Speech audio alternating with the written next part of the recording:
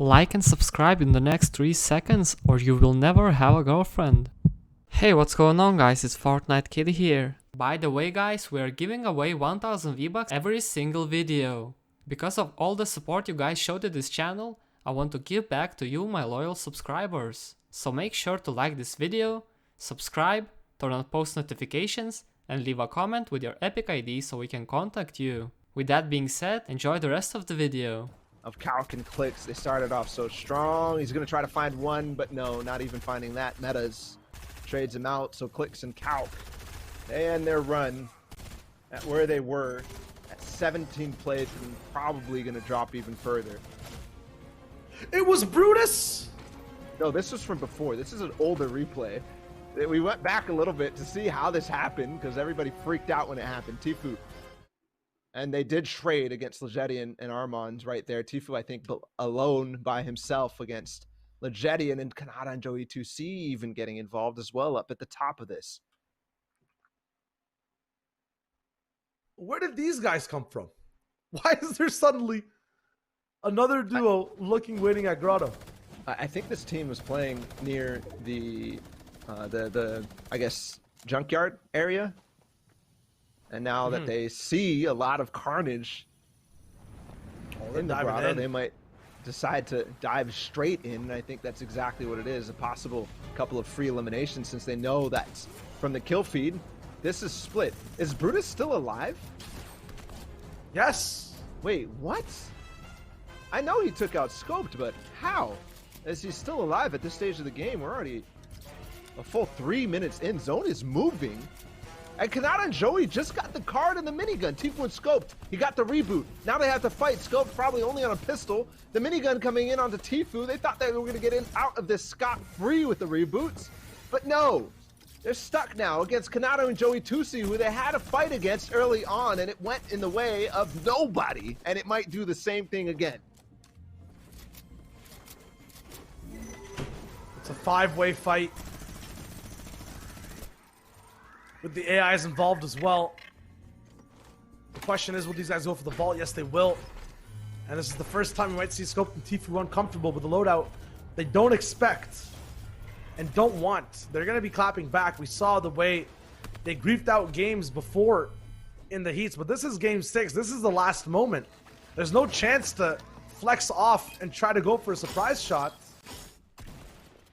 You know what's funny about this too? They share the same coach, Speedy Gonzalez.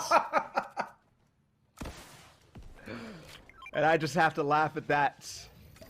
But it also shows the integrity that those teams do have, thankfully. Unknown Ronaldo now in a fight at Slurpy Swamps, it looks like, against Jack and Acorn. And I think I saw on Twitter that Acorn did not make it in. And in 9th place where they fell, is unfortunately possibly going to be the end of them, as Unknown and Ronaldo trying to take advantage of that right now. He's in a box. The hopes and dreams. This is the classic answer for when your teammate doesn't make it in the game. We've seen it before. It's sadness, man. Top 10 taken away like that. But that means that there's another chance for someone who's 15 to 20th to take away that spot. Yeah. Although obviously their stakes not there, it gets even tighter for these other duos in this big tiebreaker to move up. Here's Zayton Saf, 36 points, just 8 behind the leaders of the region. They're gonna have some nice loot, but every movement and decision they make is gonna influence where they end up in endgame. And that is a bad spot. We've seen it happen before. They're back against the wall. They might not make it. That being said, a good mid-ground spot. Some nice tags now. No issues of Storm Surge. Could we see the winners win again? It's possible. Zayton Saf, though. The curse of 4th places, which is where they stand right now. If you recall, World Cup, 4th place. If you recall, squads, 4th place. Oh man. And I don't remember where they placed in trios. I think it was 6th. But Hey. man, oh man, would it be rough to see them in fourth again for one of the historically, and you gotta put it out there, greatest of all time duos. Here's Legedian and Armand, and looks like a fight against Strobe and Goosh. Trio's fourth place too. I just got confirmation from Prodigy Analytics. This fight definitely not super relevant. Goosh and Strobe have some say on the top 20. Now Elevate, oh, it's Elevate and Clarity G. I thought this was Legedian and Armand in this fight. No, this is a completely different way. He can disengage out the backside. My man gets away with his life with 4 points. Does that matter? Who knows? It's big implications because now them being this shambles will 100% grief into someone else's box. Who that is at this side could prove so much because it's worth as much as a disconnect, right? You're just out of the game due to unforeseen circumstances, due to a duo that's here right now, that's left alive when they shouldn't be. Knight and Shark against Tfue. And I think it's a trade. Tfue got one of them and then get eliminated, but his scope's still alive. And is the hopes of Knight and Rogue Shark to take first this FNCS, is that alive as well? We'll have to see as nothing actually gets updated for that fight, so these guys have to move up and stay out. I said before, I didn't want to jinx it. These guys are not used to having that plain loadout game after game. We've literally seen them stay inside the grotto, stay near Retail Row for the longest time. Is it over? What? Yeah, I think this fight is over. I don't see anybody, and they're being they're out. lackadaisical, so it must be. No, I don't know if they're out. Shark and Knight, they've got an Elim on the board, and they've got a launch pad. If they can just make it over, I'm curious. I think this might be a attempt to coastal rotate. But no heals. Yeah, you might be right. Does Knight have anything? We can switch to his perspective. They're going to go down south. And this is one of those rotates where you are all in. You can never turn back. You have to go this way. I think this is the replay we saw before scoped. What is going on at the grotto? Just like it started. Warm-ups, chat AV against Legedian and Armand against Nosh and Chaotic. It was a mess. Week 4, a mess between the 5 teams that were landing here in the grand finals. It happens again, so he might be named Grotto Chat, but I think he's the only person who's smart enough to realize that this is a sinking ship here in the grand finals. It takes a captain to know exactly that when the ship is sinking. A lot of people are roasting him for that name, but he's the only one who survived the grotto today. So, we'll see if these guys have a way to get out too. We'll see if AV and chat once again have that clutch performance where this zone ends up as well. Speaks dividends to everyone else on the server. With 1 minute and 25 seconds left, will Shark and Knight survive? While they move around, Graska picks up his own eliminations, making that 20-point tie ever so closer. Lyrison going down to Kanata, boosting him up. Colorful taken out with a trade, and then Unknown is back again. And Color takes out, I think, Joey 2C completely from the game as well. A lot of action here. Kanata's gone too. That duo's done. They're run over in 6 games. No surge to worry about for these zones, but what you do have to worry about is all the sad faces. Oh, this will always work. There's so much stuff here available. 2 campfires. They have 3 medkits as well that they can pop on the back of the boat. This is a classic long-winded rotate and a bandage cannon. They grabbed it. This is going to work for Knight and Rogue Shark. They're going to get back in this game and healthy too. Back in the boat. And the zone pulled so far south that this made it possible. Look, you can even see the line, the white circle, not too far away. Yes, zone is moving. And we are going to switch to a 2-tick momentarily. Here's Zayt and Saf over towards that. This gives us a better view of what this zone is going to be, and I would love to see how this plays out going forward. We're not going to see a 3rd zone surge in this game, thanks to possibly, I would say, the Grotto eliminating like 15 different players. There's two places. Weeping Woods as well as where we saw that fight break out with Kanata, Unknown, and so many other players. You can see the spacing of duos. I don't think we've seen this before today in any of the grand finals. These many separate bases, not side by side. And there's a boom bow on the stretch. I can't pinpoint who it actually is. It's Vivid and Is it Vivid? It's Yes. different every game. Yeah.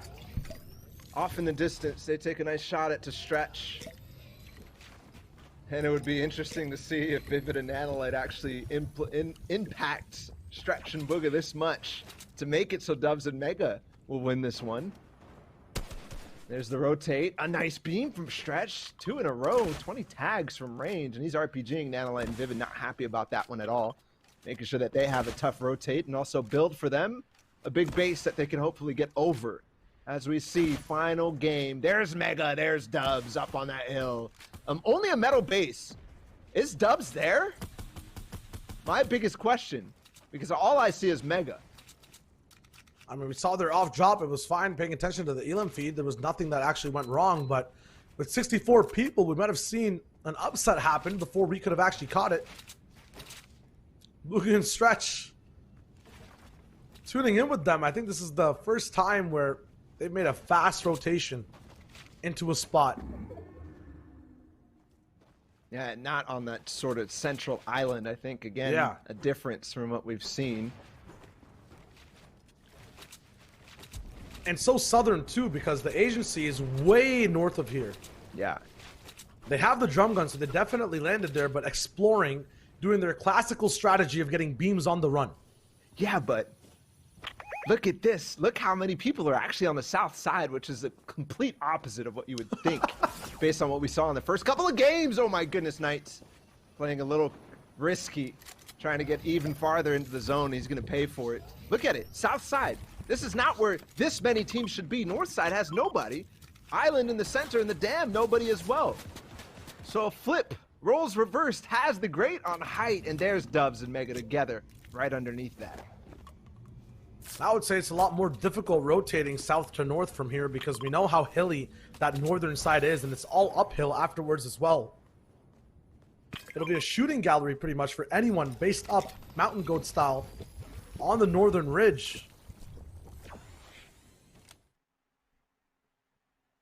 Wow. That's a basic stat. You can literally read it 5 times over. 3-horse race. We already know who are there at the top spot. Mega Dubs with the biggest chance, the shiniest horse, to get through that gate. And now down to a 92% chance likelihood that a team in the top 5 wins. 92% chance. Dubs and Mega at the top of that with 26%. Bugha and Stretch though close behind. And the top 3 teams, the top 3 teams, 20% chance to win here. At least based on the projections from Project Analytics, which again is based off of prior performances, which is based off of how they're playing today, which is based off what points are available and what other teams are most likely to get as well. And we'll remind you, sprinkle some reminders of the names of the teams who are here right now. We've been through Dubs and Mega, we've been through Bugha Stretch. There's Knight and Shark still alive, Zayton Saf surviving, Scented and Edgy thriving as well, I believe, in this game. We've seen their names at least once before. Those are the top 5. Haz and Avery are there right after that. Chap and AV, then Jamper and Paper.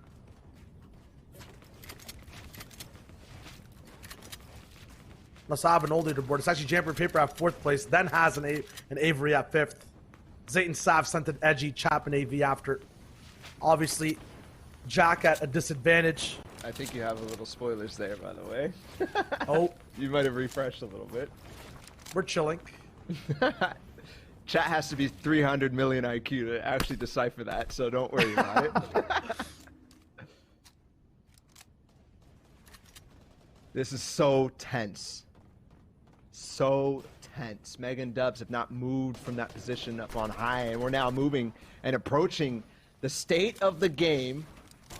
We're approaching the state of the game where we will find out who's going to be staring each other down in the big threats of 5th zone. Once that 5th zone closes on both sides, there's going to be 2 people, and my guess is we're going to see Dubs and Mega be one of those, but is it going to be Bugha and Stretch being another one? Because they actually had a later take, if you recall that one. It was later on for Bugha and Stretch, somewhere closer to the 6th zone. Now we'll see a low ground battle happen between Edgy and Scented and Knight and Shark. Scented out of the running, left all the way over to Edgy.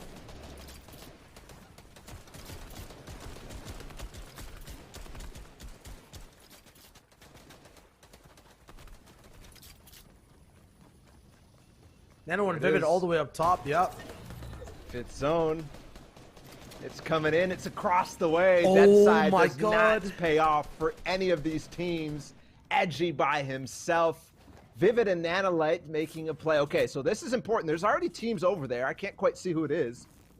If we could switch the wide as we watch this play out. It's not anybody in the top 5 that I can tell. But what this means too is that if they cap over there, there's an opportunity for the launch pad plays to be made. On the other side of this, there's actually 2 people based up in a split formation, which to me means that they are going to be fighting for height. My heart's beating, man. It's this pattern we see game after game where it's just every tower has the possibility to have a say. Everyone can down. get picked in the air as well. Stretch is gone.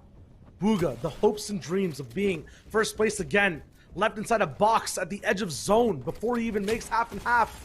Classic blunders we don't actually see from him. Missed edits as Daxword picks him up and his run Yeah, ends. no chance. There was no chance anyways. Was stretched down and no launch pad being placed.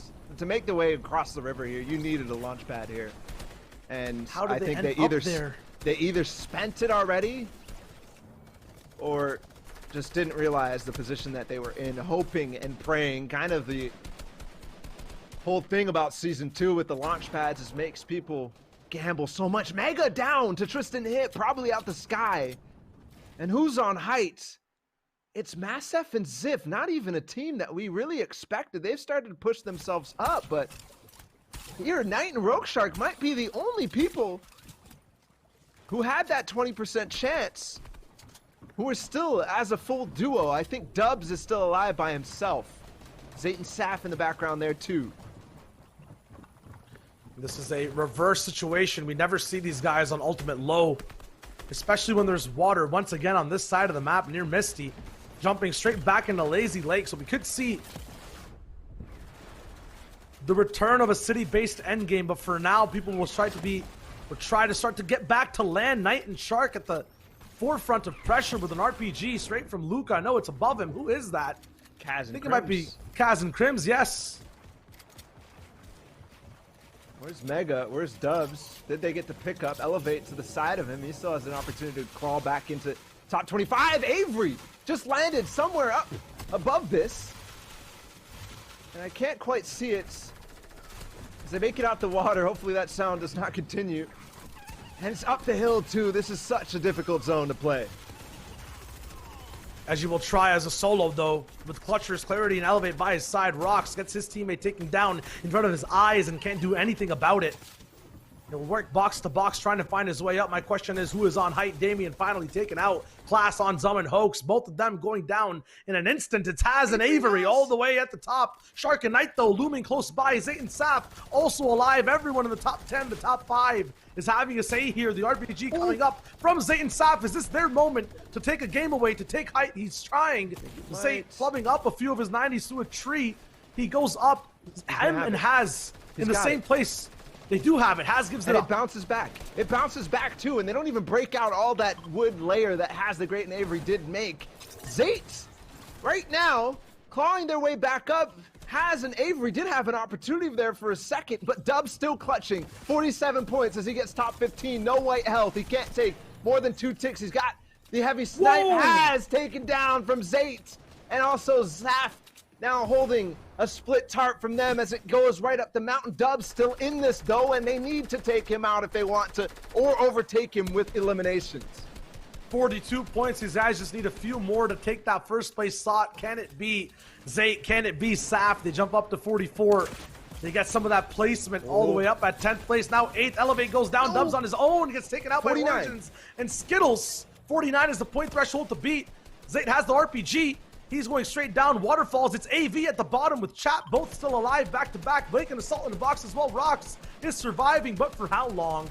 Here's the shots coming in. He's going to be taken out to the storm, maybe. Has floppers. There's Blake's grappler, never used before. And then he needs to try to get height. We'll see if it happens in one of these 6 games. Saf and Zayt are still alive here. Chap and AV held up. There's 4 duos left here, Balla. And the competition's not over. Chap and AV up as well, but they've got to clean this up in terms of eliminations too. There's Origin who gets taken out, and Saf on the pressure to tap. He's gonna do it, and I think that's it. I think they have now just been crowned grand champions of this season's FNCS. Saf and Zayt with a come from behind win. Zayt and Saf take first place NA East Grand Finals. Dubs and Mega in second. Rogue Shark and Knight third. Tap and AV. Bugha and Stretch